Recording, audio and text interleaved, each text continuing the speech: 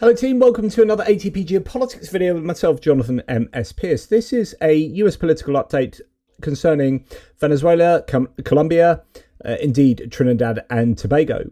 We have news that another boat has been blown up. I'm going to speak about this and this growing contretemps between the Colombian leader and Trump. We're going to start here with today. The US announced its 7th strike in Southcom. That's the operational area, destroying a boat affiliated with the Colombian cartel. At least that's what's being claimed. The US has massed 10,000 plus troops in the region, with most in Puerto Rico and 12 US Navy ships. Also, US Air Force B-52H bombers, F-35, Special Forces spotted near Trinidad and Tobago, Ghost Rider gunships deployed to Puerto Rico, additional ships arriving in theatre. What do we have? New York Times claiming US installed a long-range radar system and built a new bunker to store ammunition support drones at ops at Rafael Hernandez Airport. New Joint Task Force under 2nd Marine Expeditionary Force established. Southcom Commander Admiral Halsey has retired early, thought to be in response to all of this growing, illegal activity, many would say. Last week, POTUS, the president, acknowledged authorization for the CIA to conduct covert ops in Venezuela and previewed, quote, "We are looking at land now because we've got the sea very well under control," which is kind of bizarre. I don't know why you would explicitly talk about covert operations, but there you go. I thought they're supposed to be covert. Right. So that's all the stuff that's going on over in the area, which makes one believe this is not to do with cartels, right? So really what's going on here is the Americans or the Trump administration is trying to poke Venezuela and to get Venezuela to react, and thereby starting a war which allows them to help themselves to oil in Venezuela, maybe even Guyana. Okay. Right, that could well be what's going on. So you've had this other boat that's now been hit. We've got the Republican Senator Rand Paul here answering the question about whether they are legal. Venezuela, obviously, you've been very focused on this. President Trump has authorized military strikes against suspected drug boats in the Caribbean. As you know, so far, more than 20 people, Senator, have been killed in 6 different strikes. Do you believe that these strikes against these suspected drug boats are legal? No, they go against all of our tradition. You know, when you kill someone, you should know if you're not at war, not in a declared war, you really need to know someone's name at least. You have to accuse them of something. You have to present evidence. So all of these people have been blown up without us knowing their name, without any evidence of a crime. And for decades, if not centuries, when you stop people at sea in international waters or in your own waters, you announce that you're going to board the ship and you're looking for contraband, smuggling, or drugs. This happens every day off of Miami, but we know from Coast Guard statistics that about 25% of the time the Coast Guard boards a ship, there are no drugs. So if our policy now is to blow up every ship we suspect or accuse of drug running, that would be a bizarre world in which 25% of the people might be innocent. The other thing about these speedboats is they're 2,000 miles away from us. If they have drugs, they're probably peddling drugs to one of the islands of Trinidad or Tobago off of Venezuela. The idea that they're coming here is like, it's a huge assumption, and really shouldn't you have to present some proof? It is the difference between war and peace. In war, though, you don't ask people's name. But if they want all-out war where we kill anybody and everybody that is in the country of Venezuela or coming out, that has to have a declaration of war. It's something that is not pretty, very expensive, and I'm not in favor of declaring war on Venezuela, but the Congress should vote. The president shouldn't do this by himself. And the point here is also, like he says, that there's no congressional oversight here. The Congress don't play a part at all in American decision making anymore. It appears these are unilateral decisions of the United States to take the US to functional war with criminals, which is illegal. They're not allowed to murder people in international waters, or to actually take the US closer to war with Venezuela. As someone beneath says, Rand Paul is clearly correct. Also, from the point of view of us in Asia, a bigger percentage of humanity than all other regions put together, the US is being jaw-droppingly hypocritical. USA in 2017, that's under Trump. Mr. Duterte, that's the Filipino leader. You cannot just kill people and pretend it's fine because you reckon they're in the drugs trade. USA in 2025, yeah, so we're killing all these people near Venezuela, but it's totally fine because we reckon they're in the drugs trade. Okay, so yeah. Now, War on Rocks has done a whole episode on how illegal this is and why it matters. I'm not going to relitigate all of this because I've already made my position clear. Some of you had argued with me in the threads that you think I'm wrong. I'm not wrong. It's not illegal. You've not shown me it's illegal. You might agree with it. You might think it's the right thing to do, but it's not due process. There is no due process when you're just blowing up a boat and not providing any evidence for who they are and what they've done. So a complete dismantling of the Trump's admin's legal case for drug boat strikes, says the defense correspondent for The Economist. Quoting from War on the Rocks, that's Michael Kaufman and others. Unlike Al-Qaeda, there is no objective support for the conclusion that Tren de Aragua intends to inflict death and destruction on the United States or its citizens. No one should underestimate the consequences of treating what is by all accounts a criminal enforcement problem as war, triggering the use of combat power to kill criminals as a measure of first resort.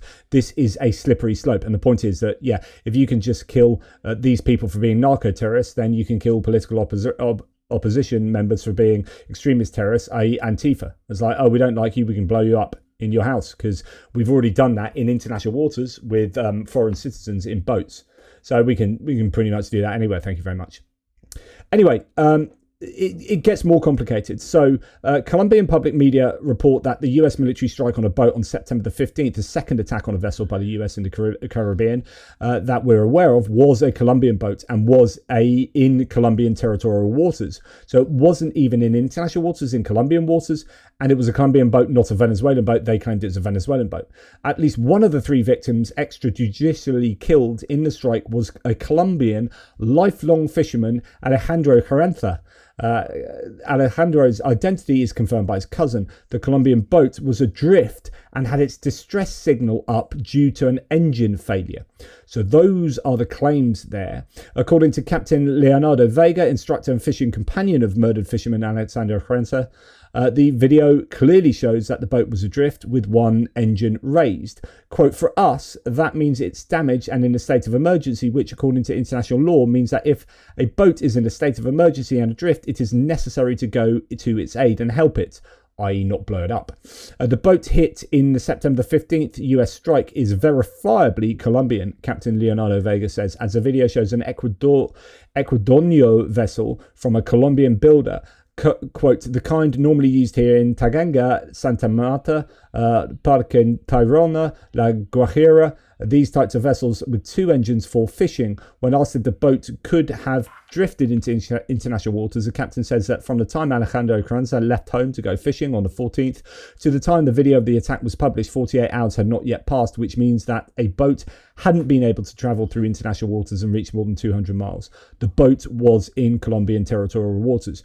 Do you think that happened in Colombian waters? Indeed, it had to be in Colombian waters off La Guajira. Reporter Holman Morris asked Captain Leonardo Vega, fishing companion of murdered fisherman Alejandro Carranza, about the white thing which the US claimed to have identified as drug cargo.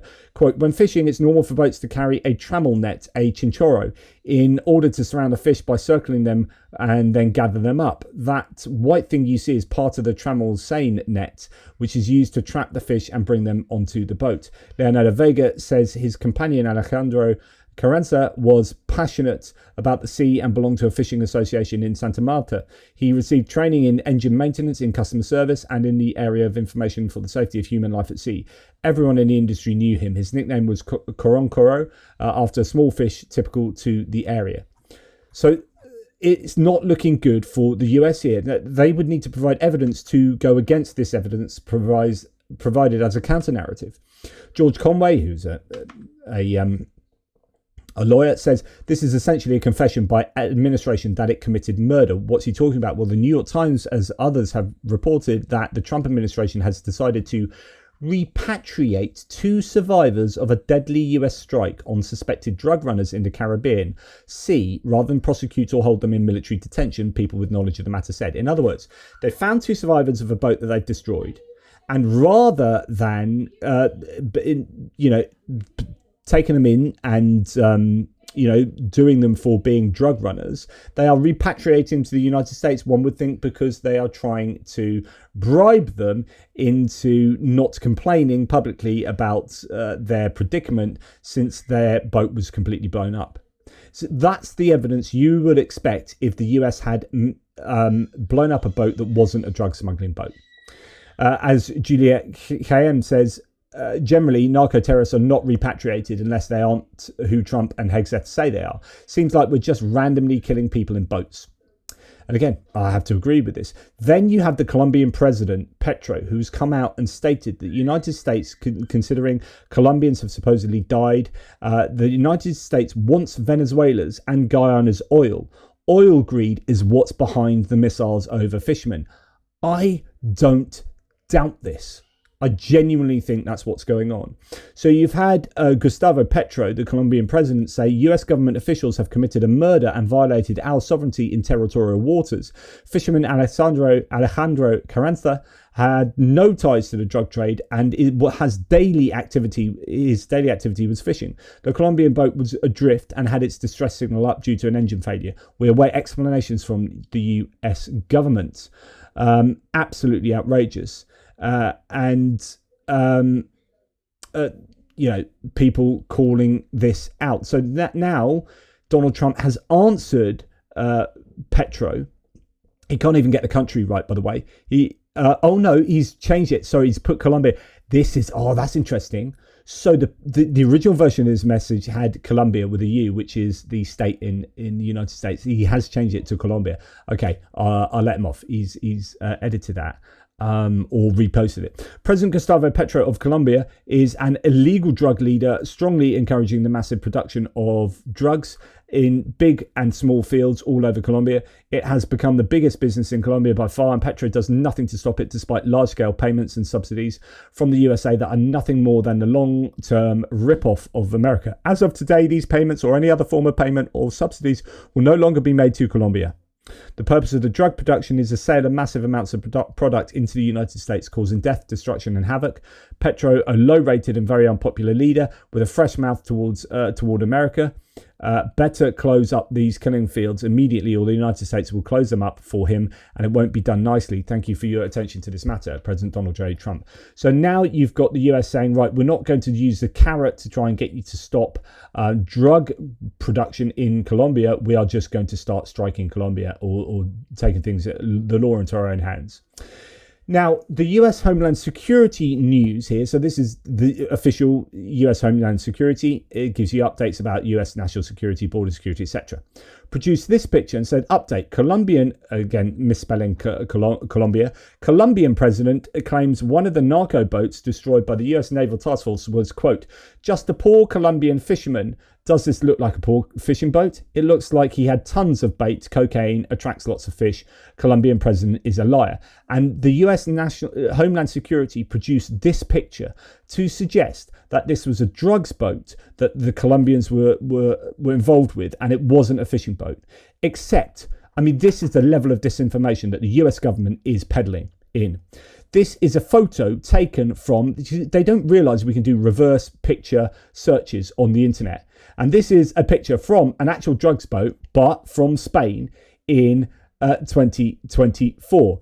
Just absolutely incredible here. As the community notes on the official US site post says, this is a cropped photo from a 2024 drug bust by Spanish forces that occurred 500 miles off the Canary Islands. The photo does not pertain to the current operation in the Caribbean by the US Naval Task Force.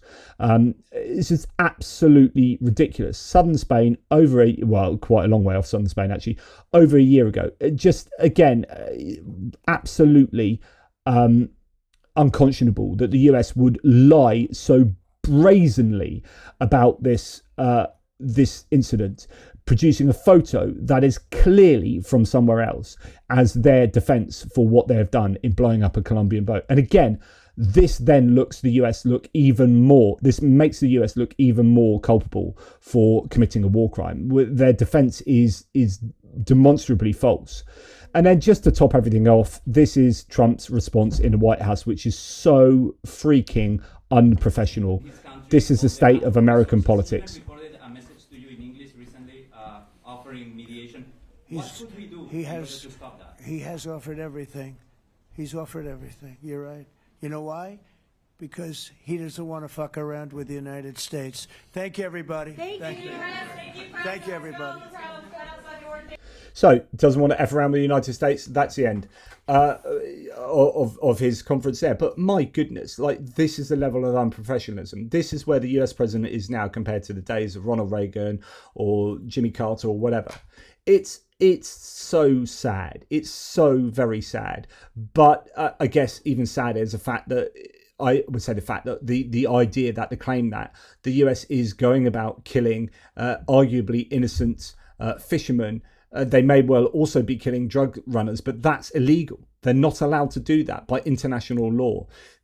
Just crazy. But then, you know, if this is all part of a larger strategy to start a war in against Venezuela, then I guess he's going the right way about it. But the Venezuelans don't seem to be biting.